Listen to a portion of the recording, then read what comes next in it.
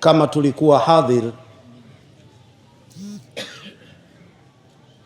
mwanangu wakili Rashid Kilindo alitumia akili kubwa sana kutukumbusha walimu wa madrasa, kumbe katika kila somo tunalolisoma kuna masomo. Katika kila somo tunalosoma kumbe kuna masomo. Watoto wanaweza wakatanua na kujifaharisha kwa namna wazazi wao walivyoishi. Wazazi wanaweza wakatunza heshima ya watoto zao. Hafidha al-ilahu karamatan li Muhammad. Lakini kumbe akina mama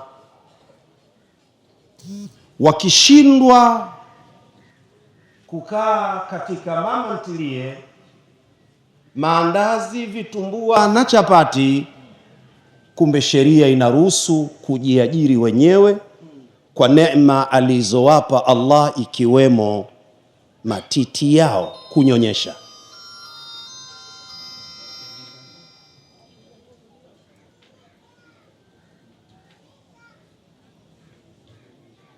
Lakini kumbe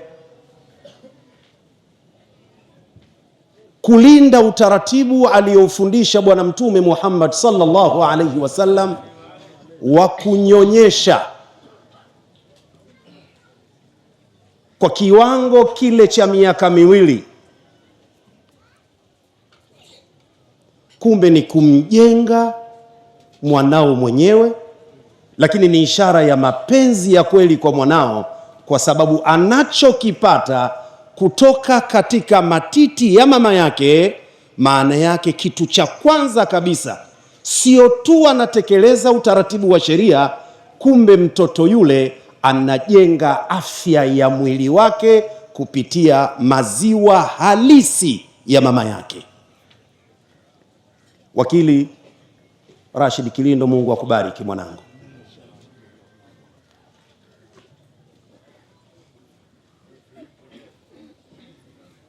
Tuseme ndio msemaji wenyewe wa shughuli. Mimi nasema kama mlezi wa madarasa, msemaji wa shughuli ndio kamaliza. Mimi kama mlezi wa madarasa hii, na Sheikh Jongo atakuja kumaliza dakika zake 3 kwa sababu yeye ni mlezi wa mlezi. Kwa kuwa mimi ndio mlezi na mie mlezi wangu ndio yeye, na kwa kiremba hiki atasema kidogo. Sheikh Walidi anasema afya yake kidogo kwa leo haiko barabara, tumuie radhi. Ili nisitoke katika ujumbe wa wakili Rashidi, maneno ya Bwana Mtume Muhammad, la yurhamu man la yarham,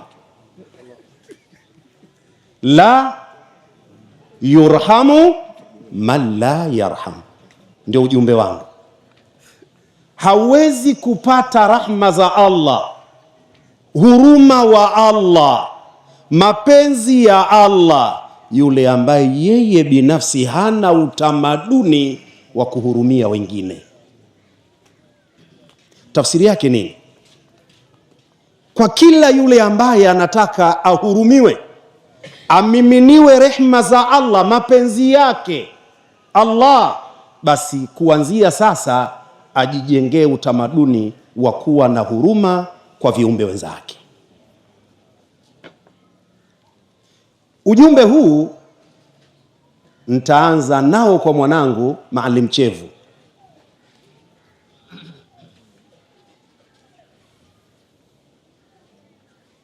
Sheikh Vumbi alimuhurumia, alimpenda kikweli kweli, akamsomesha na akamlea.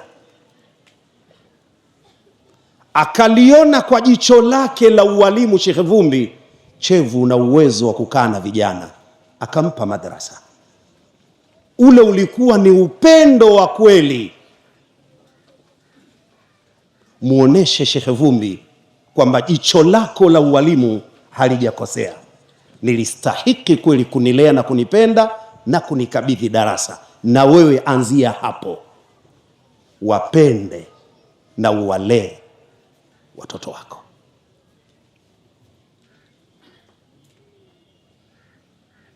Vijana wale wanahitaji wachukue kitu warudi nacho kwa wazazi wao. Tupo sisi katika wazazi. Niliwahi kusema mara moja, Qur'ani isisomwe nyumbani. Ndio maana akakupeleka wapi? Madrasa. Nyumbani hataki kelele, unaruhusiwa mziki tu.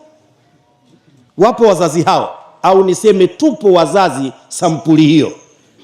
Sitaki makelele nyumbani kwangu, ndio maana nikakupeleka huko. Hapa nyumbani tunapumzika. Hiyo pumzika lipo twarab na vinginevyo. Mtoto huyu anatakiwa alelewe, afundishwe, kwa kuwa ushamsomesha dini. Nini kinachotakiwa? Yeye anatakiwa aoneshe kalelewa, nini atakijibu kwa wazazi wake. Akijibu utumbo nyumbani, matusi yatarudi kwako. Ndiyo maana pamoja na yote, Allah alipotaka watoto wawe watiifu kwa wazazi, lakini Allah aliweka angalizo. Inawezekana katika maisha baba akaja kukulazimisha kitu ambacho hakiendani na utu wako na dini yako, lakini bado Mwenyezi Mungu akasema usiwatii. Maana yake sio uwatukane, tafuta lugha ya kuwaambia, na bado una uwajibu wa kuishi nao kwa nidhamu na adabu na mapenzi yote. Wale wanatakiwa watoke na kitu hicho, na hakuna wa kuwajenga nacho ni wewe. Lakini bii yake isiwe kwako tu, wao wenyewe kwa wenyewe wahurumiane na wapendane. Dr. Anas Ahmad Karzun katika kitabu chake Nafaisul Wasaya anatuambia wanawachuoni waliopita, kibarul ulama, ilikuwa wakiletewa watoto kuja kusomesha, kabla ya chochote, daktari anasema watoto wale walikuwa wanahifadhishwa hadithi ya Imamu Tirmidhi na Nasai, arrahimuna yarhamuhumur rahman, ala farhamu man fil ardi yarhamkum man fis sama. Wanawachuoni wale walikuwa kabla ya chochote, watoto kwanza wanahifadhishwa hadithi hii, kuwa wale wote wenye tabia ya huruma na wao watahurumiwa na watapendwa na Mola aliye mwingi wa huruma hapa duniani, Ar-Rahmani. Unajua Maalim Chevu, Sheikh Vumbi hakuna mahala kakuacha. Kwenye kitabu chetu cha ugali, wa rahmanu duniana ya ummu ulidana rahiman yahusu almu'minina bi ukhrahu, wa rahmanu duniana arrahimuna yarhamuhumur rahman.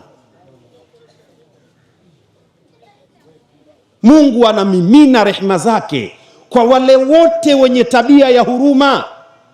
Kisha akatoa tangazo, amkeni, amkeni Waislamu, jijengeeni tabia ya kuwahurumia viumbe wenzenu walioko ardhini. Hilo litakuwa sababu na nyinyi kumiminiwa huruma na Allah subhanahu wa ta'ala.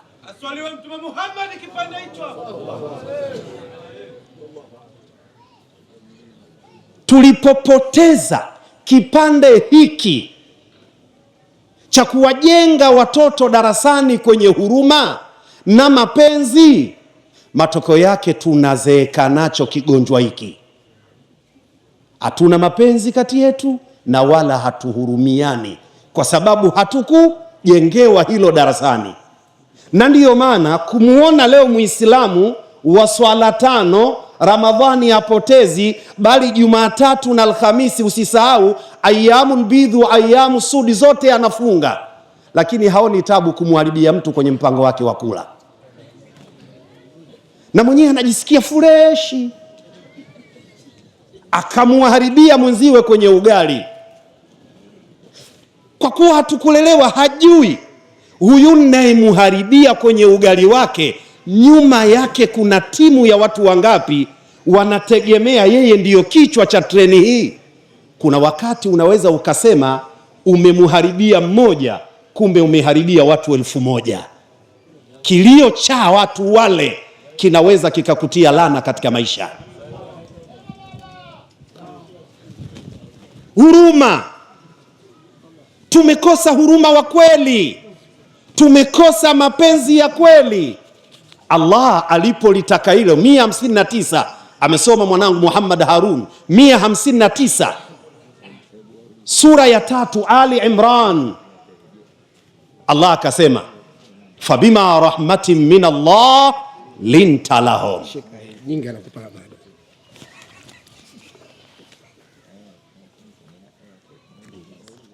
159 Ali Imran, ndio Uislamu.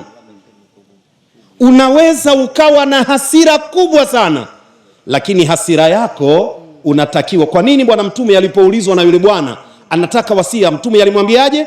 La taghdab, usitafsiri vibaya, usikasirike. Haiwezekani kutokasirika, kukasirika ni maumbile. Man istudhiba wa lam yaghdab fahuwa himar, atakayeudhiwa kukasirika huyo ni sawa na punda. Tashbihun baligh. Ukikasirishwa lazima ukasirike, lakini alichokikusudia bwana mtume Muhammad, la taghdab, usiendekeze hasira, usiziendekeze. Kukasirika, huwezi kutokasirika. Yani mtu anatongoza mkeo afu unacheka cheka, ebo, haiwezekani shekhe. Kule kukasirika ndio ukamilifu, ndio mwanadamu, lakini usiziendekeze. Sasa hatukulelewa hivi, na kwa sababu hili ni darasa letu sisi, lazima tukuombe Maalim Jumanne Chevu, Mzaramu wa Mkamba, wahurumie, wapende, lakini hakikisha unapambana kuwasomesha huruma na mapenzi. Hata yale mambo ninayoyasema kila siku, tukiwalea vile, taamul wahid yakfi ithnain, ni mapenzi na huruma yale mtume anasema. Chakula cha kukila mtu mmoja chaweza kuwatosha wawili. Wale hawatoingia mapaja kwenye shughuli za watu. Hapa Mtumbili tuwe pita huko, kule ni kutokuwa na huruma na mapenzi. Wenye shughuli wanasema sahani watu 4, wewe na njaa zako, sababu hapa Mtumbili tu wewe hujalelewa. Chuma kinanyosha miguu kama kipokwao Mkamba, kinaweka sahani katikati kama anachoma mahindi, anyanyui kichwa hapo. Tuhurumiane. Lakini target yetu kwa nini? Nikae chini. Mungu anamwambia bwana mtume Muhammad, hakika kwa sababu tu ya huruma wa Mwenyezi Mungu kwako wewe, lintalahum. Watu wote wanataka wachukue hapo, na kila siku nasema darasa lote lipo kwenye lamu hapo. Lintalahum, somo lote hiyo lamu. Ndio ajiliyatun sababia. Wewe Muhammad uliishusha kwa ajili yao, na kila mtu anatakiwa awe tayari kuwa kwa ajili ya nani? Ya mwingine. Ukijiamini upo kwa ajili ya mwingine, utakuwa na huruma, huwezi kumharibia mwingine. Siku moja nilisema, ndio nitakaa chini. Siku moja nilisema, katika nchi yetu ukiona kiongozi msusuavu, mbabe, mfuatilieni, ana asili ya Tanzania. Watanzania tupo hivyo. Ukiona kiongozi msusuavu, mbabe, hataki ushauri, mfuatilieni vizuri, kwa sababu sisi wa Tanzania tuna asili ya upendo na huruma.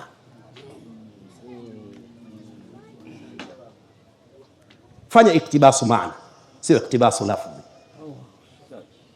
Basi pia ukimuona Muislamu hajali heshima za wengine, mfuatilieni vizuri, hana asili ya dini hana asili ya dini ya Uislamu, pia hana asili ya Utanzania. Assalamu alaikum warahmatullahi wabarakatuh.